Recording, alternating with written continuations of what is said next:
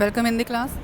ਅੱਜ ਆਪਣੀ second unit the chapter 3 motion in a plain ਅੱਜ ਆਪਾਂ ਇਹ ਸਟਾਰਟ ਕਰਾਂਗੇ। ਤਾਂ ਹੁਣ ਇਹਦੇ ਵਿੱਚ ਫਸਟ ਟੌਪਿਕ ਆਪਣਾ ਹੈਗਾ ਯੂਨਿਟ ਵੈਕਟਰ। ਤਾਂ ਯੂਨਿਟ ਵੈਕਟਰ ਸਭ ਤੋਂ ਪਹਿਲਾਂ ਕੀ ਹੁੰਦਾ ਹੈ ਕਿ ਯੂਨਿਟ ਵੈਕਟਰ ਆਪਣੇ ਕੋਲੇ ਕਿਸੇ ਵੀ ਵੈਕਟਰ ਦੀ ਡਾਇਰੈਕਸ਼ਨ ਨੂੰ ਰਿਪਰੈਜ਼ੈਂਟ ਕਰਦਾ ਹੈ ਕਿ ਕਿਹੜੀ ਡਾਇਰੈਕਸ਼ਨ ਦੇ ਵਿੱਚ ਐਕਟ ਕਰ ਰਿਹਾ ਹੈ। ਤੇ ਯੂਨਿਟ ਵੈਕਟਰ ਨੂੰ ਆਪਾਂ ਡਿਫਾਈਨ ਕਿਵੇਂ ਕਰਦੇ ਹਾਂ ਕਿ ਇੱਕ ਕੋਈ ਵੈਕਟਰ ਜਿਹੜਾ ਆਪਾਂ ਦਿੱਤਾ ਹੋਇਆ, ਜਦੋਂ ਉਸ ਵੈਕਟਰ ਨੂੰ ਆਪਾਂ ਉਹਦੇ ਮੈਗਨੀਟਿਊਡ ਦੇ ਨਾਲ ਡਿਵਾਈਡ ਕਰਦੇ ਹਾਂ ਤਾਂ ਆਪਣੇ ਕੋਲੇ ਜਿਹੜੀ ਵੈਲਿਊ ਆਉਂਦੀ ਆ ਉਹ ਯੂਨਿਟ ਵੈਕਟਰ ਦੀ ਹੁੰਦੀ ਹੈ। ਤੇ ਯੂਨਿਟ ਵੈਕਟਰ ਨੇ ਐਕਟ ਕਿੱਧਰ ਨੂੰ ਕਰਨਾ, along the direction of the vector, ਜਿੱਧਰ ਨੂੰ ਉਹ ਵੈਕਟਰ ਖੁਦ ਐਕਟ ਕਰ ਰਿਹਾ ਸੀਗਾ। ਤੇ ਜਦੋਂ ਵੀ ਆਪਾਂ ਯੂਨਿਟ ਵੈਕਟਰ ਨੂੰ ਲਿਖਣਾ ਹੈ ਤਾਂ ਉਹਦੇ ਉੱਪਰ ਆਪਾਂ ਇਸ ਤਰ੍ਹਾਂ ਇੱਕ ਕੈਪ ਲਿਖਦੇ ਹਾਂ, ਇਹ ਕੈਪ। ਤਾਂ ਇਹਨੂੰ ਆਪਾਂ ਇਹ ਕੈਟ ਵੀ ਕਹਿ ਸਕਦੇ ਹਾਂ ਔਰ ਇਹ ਹੈਟ, ਮੋਸਟਲੀ ਆਪਾਂ ਇਹ ਕੈਪ ਹੀ ਯੂਜ਼ ਕਰਦੇ ਹਾਂ। ਹੁਣ ਇਹਦੇ ਨੂੰ ਲਿਖਣ ਦੇ ਲਈ ਆਪਾਂ ਕੀ ਕਰਾਂਗੇ, ਜਿਹੜਾ ਵੈਕਟਰ ਆਪਾਂ ਦਿੱਤਾ ਹੋਇਆ ਸੀ ਤਾਂ ਇਹ ਕੈਪ ਕਿਹਦੇ ਇਕੁਅਲ ਆਊਗਾ, ਜਿਹੜਾ ਵੈਕਟਰ ਆਪਾਂ ਨੂੰ ਗਿਵਨ ਸੀ ਇਹ ਵੈਕਟਰ ਅਪੋਨ ਉਹਦਾ ਮੈਗਨੀਟਿਊਡ ਨੂੰ ਆਪਾਂ ਲਿਖਦੇ ਹੁੰਦੇ ਹਾਂ ਇਸ ਤਰ੍ਹਾਂ ਮੋਡ ਦੇ ਵਿੱਚ। ਤੇ ਜਦੋਂ ਵੈਲਿਊ ਫਾਈਂਡ ਕਰ ਲੈਂਦੇ ਤਾਂ ਇਕੱਲਾ ਏ ਦੇ ਇਕੁਅਲ ਆ ਜਾਂਦਾ, ਇਹਦੇ ਉੱਪਰ ਵੈਕਟਰ ਦਾ ਸਾਈਨ ਆਪਾਂ ਕੋਈ ਨਹੀਂ ਪਾਇਆ ਹੋਇਆ। ਤਾਂ ਇੱਥੋਂ ਇਹ ਵੈਕਟਰ ਕਿਹਦੇ ਇਕੁਅਲ ਆ ਜਾਊਗਾ, ਇਹਨੂੰ ਕ੍ਰਾਸ ਮਲਟੀਪਲਾਈ ਕਰ ਦਿਓ, ਏ ਕੈਪ ਇੰਟੂ ਏ। ਤਾਂ ਇਹ ਵੈਕਟਰ ਨੂੰ ਆਪਾਂ ਕਿਵੇਂ ਲਿਖ ਸਕਦੇ ਹਾਂ, ਹੋਰ ਮੈਗਨੀਟਿਊਡ ਟਾਈਮਸ ਏ, ਆਪਣੇ ਕੋਲ ਇਹਦਾ ਮੈਗਨੀਟਿਊਡ ਸੀਗਾ, ਉਹਨੂੰ ਆਪਾਂ ਮਲਟੀਪਲਾਈ ਕਰ ਰਹੇ ਹਾਂ ਕਿਹਦੇ ਨਾਲ, ਯੂਨਿਟ ਵੈਕਟਰ ਦੇ ਨਾਲ, ਉਹਦੀ ਆਪਣੀ ਹੀ ਡਾਇਰੈਕਸ਼ਨ ਦੇ along. A vector can be written as magnitude times the unit vector along its own direction. Next topic ਹੈ ਆਪਣੇ ਕੋਲ resolution of a vector in a plane. ਹੁਣ ਆਪਣੇ ਕੋਲ ਕੀ ਸੀ, ਪਹਿਲਾਂ ਟਰਾਇੰਗਲ ਅਤੇ ਪੈਰਲੈਲੋਗ੍ਰਾਮ ਲਾਅ ਆਪਾਂ ਪੜ੍ਹ ਕੇ ਆਉਂਦੇ ਆ। ਉਹਨਾਂ ਨੇ ਆਪਾਂ ਨੂੰ ਕੀ ਦੱਸਿਆ ਸੀਗਾ ਕਿ ਜੇ ਦੋ ਵੈਕਟਰਸ ਆਪਾਂ ਦਿੱਤੇ ਹੋਏ ਆ ਜਾਂ ਤਿੰਨ, ਆਪਾਂ ਨੂੰ ਕਿਵੇਂ ਰਿਪਰੈਜ਼ੈਂਟ ਕਰ ਸਕਦੇ ਹਾਂ। ਪੋਲੀਗਨ ਦੇ ਵਿੱਚ ਆਪਣੇ ਕੋਲ 2 ਤੋਂ ਜ਼ਿਆਦਾ ਵੈਕਟਰਸ ਗਿਵਨ ਸੀਗੇ, ਤਾਂ ਉਦੋਂ ਆਪਾਂ ਕੀ ਕਰਦੇ ਸੀ, ਉਹਨਾਂ ਨੂੰ ਐਡ ਕਰਦੇ ਸੀ, ਐਡੀਸ਼ਨ ਕਰਦੇ ਸੀਗੇ। ਤਾਂ ਜਦੋਂ ਟਰਾਇੰਗਲ ਦੇ ਪੈਰਲੈਲੋਗ੍ਰਾਮ ਨੂੰ ਯੂਜ਼ ਕੀਤਾ ਤਾਂ ਉਹਨਾਂ ਦੇ ਵਿੱਚ ਆਪਾਂ 2 ਵੈਕਟਰਸ ਨੂੰ ਐਡ ਕੀਤਾ, ਪੋਲੀਗਨ ਯੂਜ਼ ਕੀਤਾ ਤਾਂ 2 ਤੋਂ ਜ਼ਿਆਦਾ ਵੈਕਟਰਸ ਨੂੰ ਐਡ ਕੀਤਾ। ਤਾਂ ਇਸ ਪ੍ਰੋਸੈਸ ਨੂੰ ਆਪਾਂ ਕੀ ਕਹਿੰਦੇ ਹਾਂ, ਕੰਪੋਜੀਸ਼ਨ ਆਫ ਵੈਕਟਰਸ, ਜਦੋਂ ਆਪਾਂ ਉਹਨਾਂ ਨੂੰ ਐਡ ਕਰਦੇ ਹਾਂ।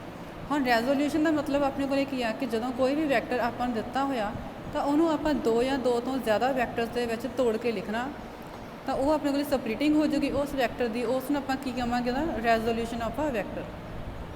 ਕਿਸੇ ਵੀ ਵੈਕਟਰ ਦਾ ਜਿਹੜਾ ਕੰਪੋਨੈਂਟ ਹੋਊਗਾ ਕਿਸੇ ਵੀ ਦਿੱਤੀ ਹੋਈ ਡਾਇਰੈਕਸ਼ਨ ਦੇ ਵਿੱਚ, ਤਾਂ ਉਹਨੇ ਆਪਾਂ ਨੂੰ ਉਸ ਵੈਕਟਰ ਦਾ ਮੈਜਰਮੈਂਟ ਦੱਸੂਗਾ ਕਿ ਕਿੰਨਾ ਮੈਜਰ ਆਪਣੇ ਕੋਲ ਇਹਦਾ ਹੋ ਰਿਹਾ ਸੀ। ਹੁਣ ਇਸੇ ਕਰਕੇ ਆਪਣੇ ਕੋਲ ਜੇ ਆਪਾਂ ਉਹਨੂੰ ਤੋੜ ਕੇ ਲਿਖ ਸਕਦੇ ਹਾਂ ਇੱਕ ਨੂੰ 2 ਤੋਂ ਜ਼ਿਆਦਾ ਵੈਕਟਰਸ ਦੇ ਵਿੱਚ। ਨੈਕਸਟ ਟੌਪਿਕ ਆਪਣਾ ਹੈਗਾ ਹੈ rectangular resolution of a vector in a plane. Plane ਦੇ ਵਿੱਚ ਆਪਣੇ ਕੋਲ ਕੀ ਆ, 2 ਐਕਸਿਸ ਦਿੱਤੇ ਹੋਣਗੇ, ਐਕਸ ਐਂਡ ਵਾਈ ਐਕਸਿਸ। ਅਤੇ ਕੋਈ ਵੀ ਵੈਕਟਰ ਜਿਹੜਾ ਆਪਾਂ ਨੂੰ ਦਿੱਤਾ ਹੋਇਆ ਉਹਦੀ ਪੋਜੀਸ਼ਨ ਦੇਖਣੀ ਆ ਆਪਾਂ ਓਰੀਜਨ ਤੋਂ। ਤਾਂ ਪੋਜੀਸ਼ਨ ਵੈਕਟਰ ਨੂੰ ਆਪਾਂ ਕਿਵੇਂ ਲਿਖ ਸਕਦੇ ਹਾਂ, ਆਰ ਵੈਕਟਰ। ਤਾਂ ਓਰੀਜਨ ਤੋਂ ਲੈ ਕੇ ਆਰ ਤੱਕ ਦੀ ਡਿਸਟੈਂਸ ਆਪਣੇ ਕੋਲ ਕੀ ਆ, ਆਰ। ਤਾਂ ਇਹਨੂੰ ਆਪਾਂ ਕੀ ਕਰਨਾ ਹੈ, 2 ਪਾਰਟਸ ਦੇ ਵਿੱਚ ਰਿਜ਼ੋਲਵ ਕਰਕੇ ਲਿਖਣਾ ਹੈ। ਫਿਰ ਰਿਜ਼ੋਲਵ ਮਤਲਬ ਉਹਦੀ ਸਪਲਿਟਿੰਗ ਕਰਨੀ ਆ, ਦੋਨੋਂ ਐਕਸਿਸ ਦੇ ਅਲੋਂਗ ਆਪਾਂ ਤੋੜ ਕੇ ਲਿਖਾਂਗੇ। ਤਾਂ ਉਹ ਐਕਸ ਦੇ ਅਲੋਂਗ ਆਪਣੇ ਕੋਲੇ ਯੂਨਿਟ ਵੈਕਟਰ ਹਮੇਸ਼ਾ ਹੀ ਕਿਹੜਾ ਹੁੰਦਾ ਹੈ, ਆਈ ਕੈਪ। ਵਾਈ ਐਕਸਿਸ ਦੇ ਅਲੋਂਗ ਯੂਨਿਟ ਵੈਕਟਰ ਆਪਣੇ ਕੋਲ ਹੁੰਦਾ ਹੈ ਜੇ ਕੈਪ। ਜ਼ੈਡ ਐਕਸਿਸ ਦੇ ਅਲੋਂਗ ਆਪਣੇ ਕੋਲ ਯੂਨਿਟ ਵੈਕਟਰ ਹੁੰਦਾ ਹੈ ਕੇ ਕੈਪ। ਤਾਂ ਹੁਣ ਆਪਣੇ ਕੋਲ ਕੀ ਆ, ਪਹਿਲਾਂ ਤਾਂ ਡੈਫੀਨੇਸ਼ਨ ਵਿੱਚ ਕਿ ਕਿਸੇ ਵੀ ਵੈਕਟਰ ਦੀ ਜਦੋਂ ਆਪਾਂ ਰੈਜ਼ੋਲੂਸ਼ਨ ਕਰਨੀ ਆ, ਸਪਲਿਟਿੰਗ ਕਰਨੀ ਆ 2 ਮਿਊਚੁਅਲੀ ਪਰਪੈਂਡੀਕੂਲਰ ਵੈਕਟਰਸ ਦੇ ਵਿੱਚ, ਤਾਂ ਉਹ ਆਪਣੇ ਕੋਲ ਕੀ ਹੋ ਜਾਊਗਾ, ਉਹਦੇ ਲਈ ਰੈਕਟੈਂਗੂਲਰ ਰੈਜ਼ੋਲੂਸ਼ਨ।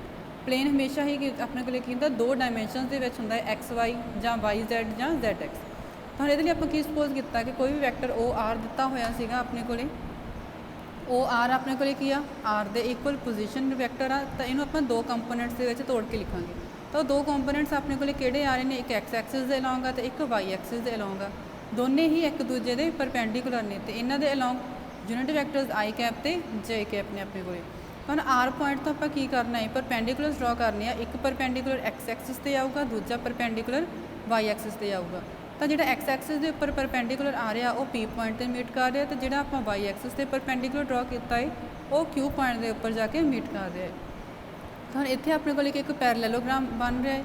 ਤਾਂ ਹੁਣ ਆਪਾਂ ਪੈਰਲੈਲੋਗ੍ਰਾਮ ਲਾਅ ਆਫ ਵੈਕਟਰ ਐਡੀਸ਼ਨ ਨੂੰ ਯੂਜ਼ ਕਰਾਂਗੇ। ਤਾਂ ਉਹਦੇ ਅਲੋਂਗ ਆਪਣੇ ਕੋਲ ਕੀ ਆਊਗਾ, ਓ ਆਰ ਆਪਣੇ ਕੋਲ ਕੀ ਹੋ ਜਾਊਗਾ, ਦਾ ਰਿਜ਼ਲਟੈਂਟ, ਕਿਉਂਕਿ ਇਹਦਾ ਡਾਇਗਨਲ ਆ, ਇਹ ਕਿਹਦੇ ਇਕੁਅਲ ਆਊਗਾ ਕਿ ਇੱਕੋ ਪੁਆਇੰਟ ਤੋਂ 2 ਵੈਕਟਰਸ ਨੇ ਐਕਟ ਕਰਨਾ ਸ਼ੁਰੂ ਕੀਤਾ ਹੈ, ਓ ਪੀ ਪਲੱਸ ਓ ਕਿਊ, ਇਹ ਕਿਹਦੇ ਇਕੁਅਲ ਆ ਜਾਊਗਾ, ਉਹਦੇ ਰਿਜ਼ਲਟੈਂਟ ਦੇ, ਜਿਹੜਾ ਰਿਜ਼ਲਟੈਂਟ ਆਪਾਂ ਡਾਇਗਨਲ ਦੇ ਅਲੋਂਗ ਰਿਪਰੈਜ਼ੈਂਟ ਕੀਤਾ ਹੋਇਆ। ਤਾਂ ਹੀ ਆਪਾਂ ਲਿਖ ਸਕਦੇ ਹਾਂ ਓ ਆਰ ਕਿਹਦੇ ਇਕੁਅਲ ਆ ਗਿਆ, ਓ ਪੀ ਪਲੱਸ ਓ ਕਿਊ। ਬਟ ਆਪਣੇ ਕੋਲ ਵੈਲਿਊਜ਼ ਕੀ ਸੀਗੀਆਂ, ਓ ਪੀ ਕਿਹਦੇ ਇਕੁਅਲ ਸੀਗਾ, ਐਕਸ ਦੇ, ਅਤੇ ਓ ਪੀ ਕਿਹਦੇ ਵੈਲਿਊਜ਼ ਦੇਖੋ, ਓ ਪੀ ਇਕੁਅਲ ਸੀ ਐਕਸ ਐਂਡ ਓ ਕਿਊ ਕਿਹਦੇ ਇਕੁਅਲ ਸੀਗਾ, ਵਾਈ ਦੇ। ਤਾਂ ਵੈਲਿਊਜ਼ ਪੁੱਟ ਕਰੋ। ਹੁਣ ਇੱਥੇ ਆਪਣੇ ਕੋਲ ਕੀ ਆ, ਵੈਕਟਰਸ ਦਿੱਤੇ ਹੋਏ ਆ। ਆਪਾਂ ਵੈਕਟਰ ਨੂੰ ਕਿਵੇਂ ਲਿਖ ਸਕਦੇ ਸੀਗੇ, ਏ ਕੈਪ ਇੰਟੂ ਏ, ਉਹਦਾ ਮੈਗਨੀਟਿਊਡ। ਕਿ ਕਿਸੇ ਵੀ ਮੈਗਨੀਟਿਊਡ ਨੂੰ ਜਦੋਂ ਲਿਖਣਾ ਤਾਂ ਉਹਦੇ यूनिट वैक्टर के नाल आपां लिखना है। तो हुण अपने कोले ओ पी वैक्टर की वैल्यू फिर कितनी आऊगी एक्स आई कैप, तो ओ क्यू की वैल्यू कितनी हो जाऊगी वाई जे कैप। तो हम वैल्यूज़ में आपां इत्थे पुट करांगे, तो आर किहदे इक्वल आ जाऊगा एक्स आई कैप प्लस वाई जे कैप। तो ये इक्वेशन की रिप्रजेंट कर रही है रिक्टेंगुलर रेजोल्यूशन आ वैक्टर की किहड़े दो कंपोनेंट्स दे विच एक्स आई कैप ते वाई जे कैप दे विच। तो हम यही अपने को इन्हों के की हो जाएंगे एक्स कंपोनेंट ते वाई कंपोनेंट। हम आप सपोज करते हैं कि जो वैक्टर आपको आर दिता होया सी उहदा मैगनीट्यूड कितना है अपने को आर, तो थीटा अपने को की है एक्स एक्सिस के नाल कोई भी एक एंगल बन रहा है। तो हम अपने को right angle triangle O P R देखांगे, तो ओ पी आर दे विच कॉस थीटा अपने को किहदे इक्वल आ जाऊगा। तुसीं सारिਆਂ ने अपने को ट्रिग्नोमैट्रिक दे विच ये रिलेशनस पढ़े हुए हैं। तो इत्थों अपने को साइन कॉस टैन दी वैल्यूज़ हो जाएगियां। तो हम आप इत्थों पहला किया एक्स की वैल्यू फाइंड करनी है, तो एक्स किहदे इक्वल आ ओ पी दे अलॉन्ग एक्ट कर रहा सीगा।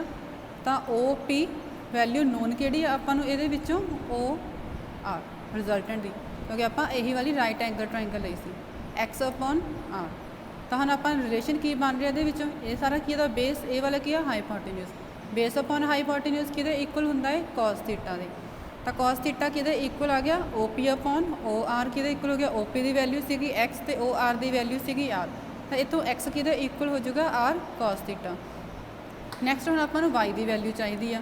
हम इस ट्राइंगल दे विच अपने को वाई किहदे अलॉन्ग आ पी आर ये पैरल आ रहा ओ क्यू दे, तो यह वर्टिकल कंपोनेंट आ। तो पी आर अपॉन तो अपने को नैक्सट वैल्यू होर हो जाएगी ये विचों ओ आर रिजल्टेंट के नाल। तो ये वाला रिलेशन किहड़ा बन गया परपेंडिकुलर अपॉन हाईपोटेन्यूज, तो ये हो गया साइन थीटा।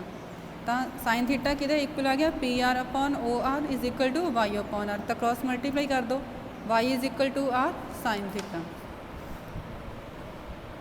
तो हम जे आप right angle triangle O P R तो देखिए तो उत्थों ओ आर आप मैगनीट्यूड फाइंड करना। मैगनीट्यूड जदों भी फाइंड करना हुंदा आपां तो इत्थे अपना दा मैगनीट्यूड फाइंड कर रहे हैं, तो वो कितना हो जाएगा O P square plus O Q square का रूट मैगनीट्यूड का ये वाला फॉर्मूला अपने को। ओ पी स्क्वेयर किहदे इक्वल हो जाएगा एक्स स्क्वेयर, पी आर की वैल्यू सीगी वाई दे इक्वल, तो इत्थों हो जाएगा वाई स्क्वेयर। नैक्सट है अपने को 3 डायमेंशन दे विच वैक्टर्स। तो जो भी आप 3 डायमेंशन दे विच वैक्टर को रिप्रजेंट करना है तो आप एक क्यूब लैके चल रहे हैं। तो ये तीनों एक्सिस ने X Y and Z. X axis के अलॉन्ग अपने को हो गया आई कैप, वाई एक्सिस के अलॉन्ग हो गया जे कैप, जैड के अलॉन्ग हो गया के कैप। तो अपने को आर वैक्टर की वैल्यू कितनी हो जाएगी एक्स आई कैप प्लस वाई जे cap plus Z K cap. तो हम इतों ही अपने को मैगनीट्यूड आर का आर कि इक्वल हो जाएगा root of X square plus Y square plus Z square. इन्हों के आप यूनिट वैक्टर नाल नहीं लिखनी, ये वाले का फॉर्मूला है। हाँ उस तो बाद नैक्सट अपने को है प्रोजैक्टाइल। प्रोजैक्टाइल अपने को की है कि कोई भी ऑबजैक्ट जिन्होंने आप उपर वाल उचाई वाल सैट रहे हैं स्पेस के ताकि किमें की वो उपर सिर्फ ग्रैविटी का इफैक्ट ही एक्ट करे, वो वाला ऑबजैक्ट की होगा अपने को प्रोजैक्टाइल। तो जो उन्हें पाथ फॉलो करना मतलब कि रास्ते के थ्रू वो जा रहा है वो उस प्रोजैक्टाइल के लिए की होगी ट्रैजेक्टरी। तो इन्हों के एग्जाम्पल्स अपने को की ने कि किसी भी गन के जो आप बुलेट फायर करते हैं, किसी शैल में कैनन के फायर करते हैं, जैवलिन या हैमर सैट का कोई भी एथलीट आ, किसी पहाड़ी के उपरों कोई स्टोन आप थले सैट रहे हैं, तो ये सारिया अपने को प्रोजैक्टाइल दी एग्जाम्पल्स ने। नैक्सट टॉपिक अपने को है प्रोजैक्टाइल फायर्ड पैरल टू हॉरिजोंटल। तो कोई भी हम अपने को एक प्रोजैक्टाइल दिता हुआ है जिन्हों आप ओ पॉइंट के उपरों सिटना शुरू करते हैं। हम आप प्रोजैक्टाइल जो फायर किया किसी भी पॉइंट ओ तो वो ग्राउंड तो एक सर्टन हाइट के उपर आ, तो उत्थों आप जो उन्होंने थ्रो करना सैट रहे हैं तो किसी न किसी वेलोसिटी के नाल ही आप मूव करवा रहे हैं। तो वेलोसिटी अपने को कितनी है यू, बट ये वेलोसिटी आपको किमें दी हुई है पैरल टू हॉरिजोंटल। तो ए पॉइंट अपने को की है कि ग्राउंड के उपर कोई भी पॉइंट लाई कर रहा है तो वह की आ ओ तो बिल्कुल वर्टिकली बिलो लाई कर रहा है, मतलब जितों आप ओ तो प्रोजैक्टाइल में सिटना शुरू किया बिल्कुल थले कोई भी ए पॉइंट आपको दिता हुआ है। तो जिमें जिमें प्रोजैक्टाइल ने मूव करना शुरू करना इन्हें कोई ना कोई डिस्टेंस हॉरिजोंटल के अलॉन्ग कवर करनी शुरू कर देनी, क्योंकि उन्होंने आप किया कोई ना कोई वेलोसिटी दी हुई सी। तो हम वर्टिकल के अलॉन्ग भी उन्हें किया मूव करना शुरू किया, तो उन्होंने उत्थे किसी सिर्फ ग्रैविटी ने एक्ट किया।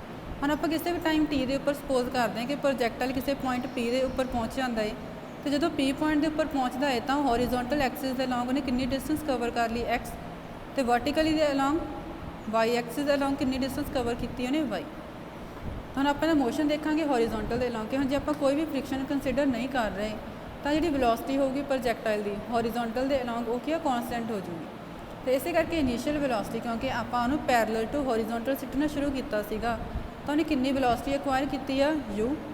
ਹੁਣ ਉਹਦੇ ਵਿੱਚ ਕੀ ਹੈ ਕਿ ਉਸ ਤੋਂ ਬਾਅਦ ਉਹਨੇ ਉੱਪਰ ਵੱਲ ਨੂੰ ਜਾਣਾ ਸ਼ੁਰੂ ਕਰਤਾ ਤਾਂ ਵੈਲੋਸਿਟੀ ਉਹਦੀ ਕੀ ਕੌਨਸਟੈਂਟ ਹੋ ਗਈ। ਕੌਨਸਟੈਂਟ ਵੈਲੋਸਿਟੀ ਦੇ ਨਾਲ ਹੀ ਉਹ ਅੱਗੇ ਦੇ ਅੱਗੇ ਮੂਵ ਕਰ ਰਿਹਾ ਹੈ ਤੇ ਜੇ ਵੈਲੋਸਿਟੀ ਦੇ ਵਿੱਚ ਕੋਈ ਚੇਂਜ ਨਹੀਂ ਆਊਗਾ ਤਾਂ ਉਹਦੀ ਐਕਸਲਰੇਸ਼ਨ ਦੀ ਵੈਲਿਊ ਵੀ 0 ਹੋ ਜਾਊਗੀ। ਹੁਣ ਆਪਾਂ ਉਹਦੀ ਪ੍ਰੋਜੈਕਟਾਈਲ ਦੀ ਪੋਜੀਸ਼ਨ ਦੇਖਣੀ ਕਿਸੇ ਵੀ ਟਾਈਮ t ਦੇ ਉੱਪਰ x ਐਕਸਿਸ ਦੇ ਅਲੋਂਗ।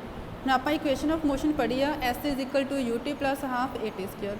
ਹੁਣ ਆਪਾਂ x ਐਕਸਿਸ ਅਲੋਂਗ ਡਿਸਟੈਂਸ ਦੇਖ ਰਹੇ ਹਾਂ ਤਾਂ s ਕਿਹਦੇ ਇਕੁਅਲ ਹੋ ਜਾਊਗਾ x ਕਿ ਕਿੰਨੀ ਡਿਸਟੈਂਸ ਕਵਰ ਕੀਤੀ ਆ ਤਾਂ ਸਾਰਿਆਂ ਦੇ ਨਾਲ ਆਪਾਂ x ਸਬਸਕ੍ਰਿਪਟ ਲਿਖਾਂਗੇ ਕਿ ਆਪਾਂ x ਐਕਸਿਸ ਦੀ ਗੱਲ ਕਰ ਰਹੇ ਹਾਂ ਤਾਂ uxt + ਹਾਫ axt² ਤਾਂ ਇਕੁਏਸ਼ਨ ਕਿੱਥੋਂ ਆਈ s = ut + ਹਾਫ at²। ਤੁਹਾਨੂੰ ਇਹ ਵੈਲਿਊਜ਼ ਪੁੱਟ ਕਰ ਦਿਓ ux ਕਿਹਦੇ ਇਕੁਅਲ ਸੀਗਾ u, ax ਕਿਹਦੇ ਇਕੁਅਲ ਸੀਗਾ 0 ਤੇ x ਕਿਹਦੇ ਇਕੁਅਲ ਆ ਗਿਆ x। ਤਾਂ ਸਾਰੀਆਂ ਵੈਲਿਊਜ਼ ਪੁੱਟ ਕੀਤੀਆਂ ਤਾਂ x ਕਿਹਦੇ ਇਕੁਅਲ ਆ ਗਿਆ ut। ਤਾਂ ਇੱਥੋਂ t ਦੀ ਵੈਲਿਊ ਕਿੰਨੀ ਹੋ ਗਈ x/u। ਨੈਕਸਟ ਹੈ ਆਪਣੇ ਕੋਲ ਵਰਟੀਕਲ ਦੇ ਅਲੋਂਗ। ਹੁਣ ਪ੍ਰੋਜੈਕਟਾਈਲ ਨੂੰ ਜਦੋਂ ਆਪਾਂ ਹੌਰੀਜ਼ੌਂਟਲ ਦੇ ਪੈਰਲਲੀ ਫਾਇਰ ਕਰ ਰਹੇ ਸੀਗੇ ਤਾਂ ਉਹਦੇ ਵਰਟੀਕਲ ਦੇ ਅਲੋਂਗ ਇਨੀਸ਼ੀਅਲ ਵੈਲੋਸਿਟੀ ਦੀ ਵੈਲਿਊ 0 ਸੀ ਕਿਉਂਕਿ ਆਪਾਂ ਨੂੰ ਹੌਰੀਜ਼ੌਂਟਲ ਦੇ ਅਲੋਂਗ ਸਿੱਟਣਾ ਸ਼ੁਰੂ ਕੀਤਾ ਸੀ। ਤੇ ਹੁਣ ਇਸੇ ਕਰਕੇ ਵਰਟੀਕਲ ਦੇ ਅਲੋਂਗ ਐਕਸਲਰੇਸ਼ਨ ਦੀ ਵੈਲਿਊ ਕਿੰਨੀ ਹੋ ਜੂਗੀ g। ਹੁਣ ਫਿਰ ਆਪਾਂ y ਐਕਸਿਸ ਦੇ ਅਲੋਂਗ ਪ੍ਰੋਜੈਕਟਾਈਲ ਦੀ ਪੋਜੀਸ਼ਨ ਫਾਈਂਡ ਕਰਨਾ ਚਾਹੁੰਦੇ ਹਾਂ ਕਿਸੇ ਵੀ ਟਾਈਮ t ਦੇ ਉੱਪਰ ਤਾਂ ਫਿਰ equation of motion s = ut + half at² ਨੂੰ ਆਪਾਂ ਯੂਜ਼ ਕਰਾਂਗੇ।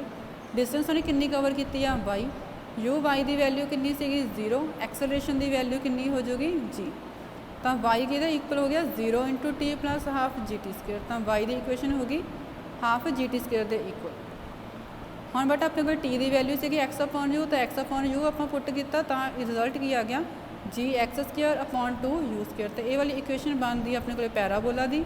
ਤੇ ਇਸੇ ਕਰਕੇ ਜਿਹੜਾ ਆਪਾਂ ਪ੍ਰੋਜੈਕਟਾਈਲ ਨੂੰ ਥਰੋ ਕਰ ਰਹੇ ਸੀ ਫਾਇਰ ਕੀਤਾ ਹੌਰੀਜ਼ੌਂਟਲ ਦੇ ਅਲੋਂਗ ਤਾਂ ਉਹਨੇ ਕਿਹੜਾ ਪਾਥ ਫੋਲੋ ਕਰਨਾ ਹੈ ਪੈਰਾਬੋਲਿਕ ਪਾਥ।